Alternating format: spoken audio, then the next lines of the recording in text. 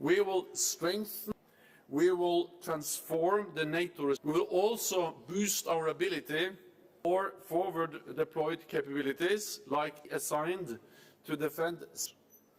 They will work with home defense forces, reinforce even faster. Doing more will cost more. To spend at least 2% of GDP on defense. Since 2014, European allies and US dollars.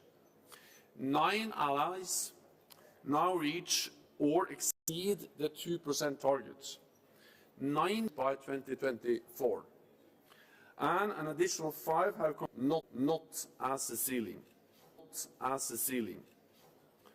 Allies are also in the increase NATO's common funding to control and engagement with partners. We face a radical change. So today, leaders have endorsed NATO's concept. The current one was agreed in 2010. Most significant and direct threat to our security. In the current concept, we stay China with a single word. In this concept, also sets out our joint position, other important steps to continue our adaptation. In startups and funds developing dual-use emerging technologies, such as artificial intelligence. Together with NATO's Defense for the North Atlantic, or DIANA, the new fund will harness of our time. And NATO is committed to play methodology to map military greenhouse by NATO bodies and commands by at least. This is an important step for our life.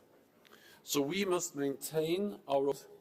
We must work even more closely with like-minded Japan, New Zealand, and the Republic of Korea, Georgia, and Sweden. Today, NATO.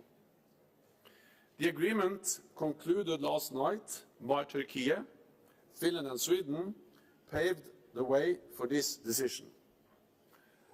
Turkey, Finland and Sweden for accepting my invitation to engage in hard work over many weeks with multiple contacts at many different levels.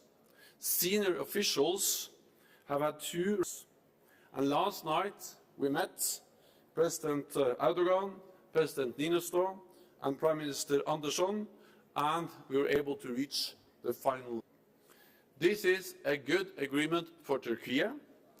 It is a good agreement for Finland and Sweden, and it is a good agreement for NATO. I'm ready to take your questions.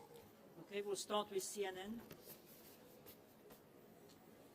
I'm wondering if you could talk a bit more about the meetings you've had over the day about ironing out the details of the new force model, and that includes the question of permanent basing. Sweden's membership bids don't pose a direct threat to Russia, but he has also warned them about becoming bases for NATO forces or equipment. So I'm wondering whether NATO has any plans into the alliance. First of all, the decision to invite Finland and Sweden to become members demonstrates that NATO's door is. It demonstrates that President Putin did not succeed in closing NATO's door. NATO's door remains open. And it also demonstrates. So we, of course, respected Finland and Sweden when they decided to stay out of NATO for many, many years. But then we also welcomed them and respected their decision. They've already stepped up, and NATO has increased its presence together. We will make sure with our presence is that we are able to defend all allies, including links to the first part of your question.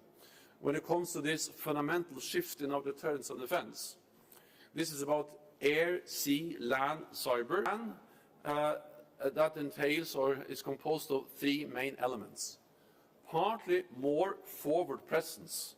We will enhance the infrastructure already deployed up to brigade levels. So that's more presence, especially in the eastern part of the alliance.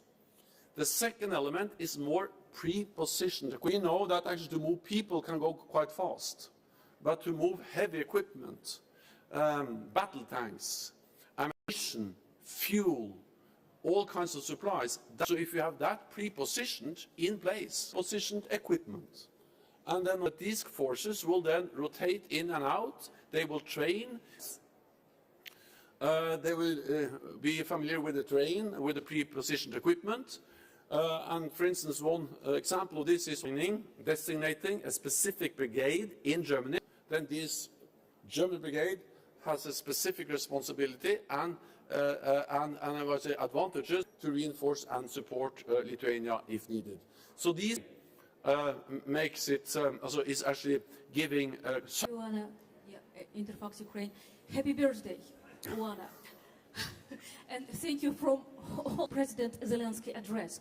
What kind of reaction was possible for Ukraine then when this war will be over? Room was a very strong expression of support.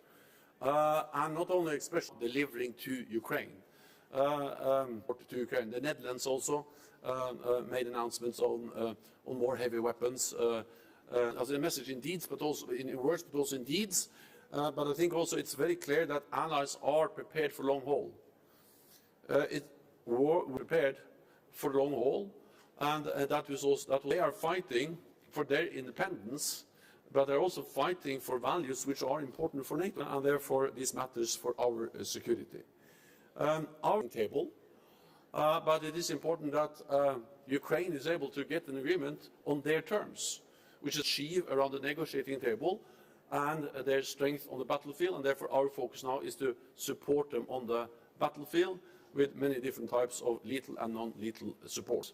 And then, of course, we have demonstrated today that NATO's door remains open. Television. Mr. Secretary General, it's want to take for Finland and Sweden to join the NATO, since it's a pretty urgent Accession process ever, because Finland and Sweden applied for the protocol, and then what remains, of course, of 30 different parliaments. But the message in the room possible. So this has moved fast so far, and of course, Global News Canada. General, before you have been very clear. Thank you very much, Secretary General. Very gracious greeting Canadian Prime Ministers. But our spending is, how might you convince a Canadian public, a Canadian politician, new focus, new spheres of influence in China? For the decade up to 2024, and since in education and infrastructure, instead of allocating money for defense, that's very easy to understand. Spending when tensions are going down, we have to be able to increase and added a lot. More and more allies are actually needing a lot of capabilities to do, and also with the defense and the solutions to our collective defense. Thank you.